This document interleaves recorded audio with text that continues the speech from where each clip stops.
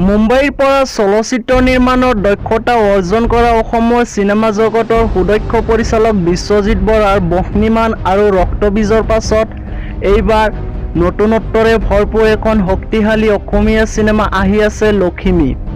ইতিমধ্যে যোৱা 15 অক্টোবৰত মুকলি কৰা হয় ছবিখনৰ প্ৰথমখন পোষ্টাৰ। এইটোৱে হৈছে ছবিখনৰ অফিচিয়েল পোষ্টাৰ। আনুষ্ঠানিকভাৱে ঘোষণা হোৱাৰ পিছৰ পৰাই ব্যাপক চৰ্চাত আছে ছবিখন। পৰিচালক বিশ্বজিৎ বৰাই কোৱা মতে আমি জানিবলৈ পাইছোঁ যে লখিমী এখন সম্পূৰ্ণৰূপে ৰাজনৈতিক ছবি।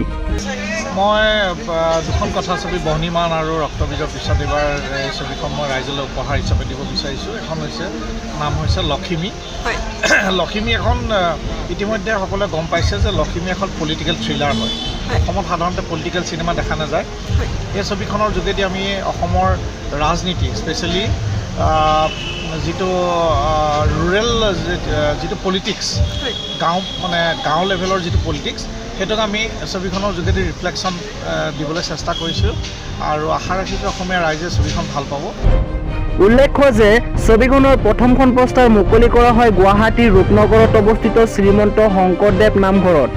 ছবিখনত দেখুওৱা হৈছে এগৰাকী নাৰীয়ে জীৱনত সংগ্ৰামৰ মাজেৰে শক্তিশালী মহিলাৰূপে নিজকে প্ৰতিষ্ঠা কৰি সমাজত আগুৱাই যাবলৈ কি কৰিব লাগিব।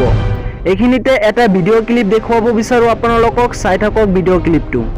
লখিমীত মই সম্পূৰ্ণ নতুন কলা কুশলীয়ে কৰিছে বুলি ভাবিম। তাতে এগৰাকী আছে ছিনিয়ৰ আৰ্টিষ্ট, তেওঁলোকে কাম কৰি আছে। তথাপিও অৰুণ হাজৰিকা আছে, পৃথ্বীৰাজ ৰাভা আছে ডাঙৰীয়া, তাৰপিছত আমাৰ ৰাজীৱ ক্ৰু আছে। তাৰ বাহিৰে বিভিন্ন প্ৰায় 100জন এক্টৰ এক্ট্ৰেছ ছবিখনত কাম কৰিছে। আৰু লখিমী যদিও কম বাজেটৰ চিনেমা মই কম, কাৰণ ৰক্তবীজৰ যিটো টেষ্ট আছিলে সেইখন কমপ্লিটলি বেলেগ ধৰণৰ, কিন্তু কমাৰ্চিয়েল চিনেমা। কিন্তু তাত 100জন মানুহ আৰু এটা ডাঙৰ স্কেলৰ চিনেমা। আৰু স্পেচিয়েলি আমাৰ গাঁৱৰ যিটো আমি লখিমী এজনী যিটো কনচেপ্ট, এগৰাকী মহিলা বা এগৰাকী নাৰীৰ যিটো আমি লখিমী বুলি যিটো অসমীয়া সমাজত আমি ভাবোঁ, সেই লখিমীজনী অকল গাঁৱৰ এই ঘৰৰ এই চাৰিবেৰত থকা সেই লখিমীজনী নহয়। এজনী লখিমীয়ে বা এজনী লখিমী যিজনী ছোৱালী বা বোৱাৰী, তেখেতে কিমান কি কৰিব পাৰে এখন সমাজৰ কাৰণে, ছ'চাইটিৰ কাৰণে, তাকে আমি ছবিখনত দেখুৱাব। আছাম টক্সৰ বিশেষ এটা অনুষ্ঠানত পৰিচালকগৰাকীয়ে উল্লেখ কৰিছে যে ছবিখনৰ ট্ৰেইলাৰ আৰু গীতসমূহ মুক্তি পোৱাৰ বাবে এতিয়া সাজু আছে। ছবিখনৰ শুভ মুক্তি পাব নতুন বছৰৰ 17 জানুৱাৰী তাৰিখে, অৰ্থাৎ 2020 চনৰ জানুৱাৰী মাহৰ 17 তাৰিখত ছবিখনে মুক্তি লাভ কৰিব বুলি উল্লেখ কৰিছে।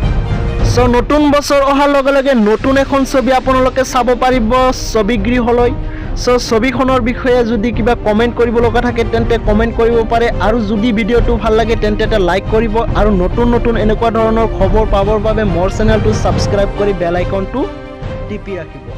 ধন্যবাদ।